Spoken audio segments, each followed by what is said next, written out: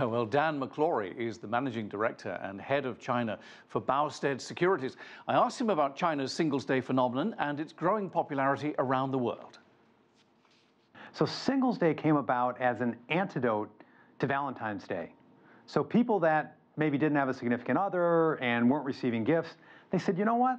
That's wrong. Let's create a day when you can buy something for yourself. You don't have to think about anybody else. There might be a special item out there you've had your eyes on. You go ahead, feel good, and go ahead and buy it. So that was the origin of Singles' Days, and of course it transcends that antidote to Valentine's Day concept now, and it really applies to virtually every shopper in China. Now, there was talk that the trade war going on between Washington and Beijing might in some way dent the success of this particular Singles' Day. I mean, do you think that anywhere in the numbers we might see that reflected? I don't. And the reason is, inherently, although this has become a global event, it's really driven by China and domestic consumption within China. It's not really reliant on a plethora of foreign merchants who are importing goods to China. And by the way, if they had to, those goods would have had to been in China a couple of months ago in order to make the cutoffs and deadlines for shipping and delivery now.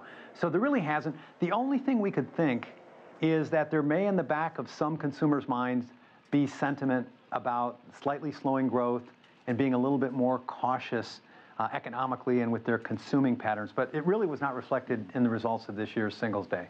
Now, it's an Alibaba thing, of course, and Jack Ma made a comment this week. I think he said something like the trade war is the stupidest thing in the world. Right. There's some doubt about whether he said stupidest or not, but we'll go with it. I mean, what do you make of that comment at this time from him?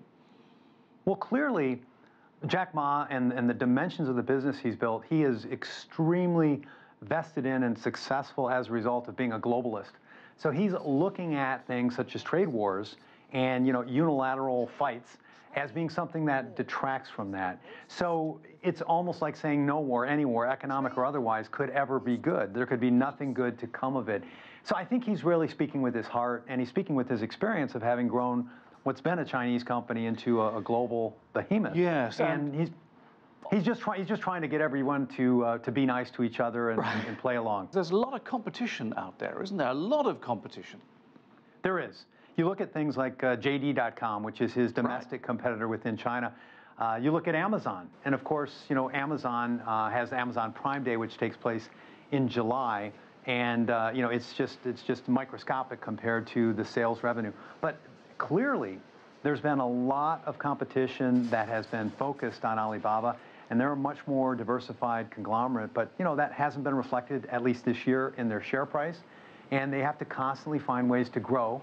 One of those ways, of course, being connecting the online model, which we're talking about today, with the offline model. So having stores, having physical points of presence where consumers can find out about things online, go offline to buy them, to pick them up, to be involved in augmented reality and other types of interactive merchandising strategies.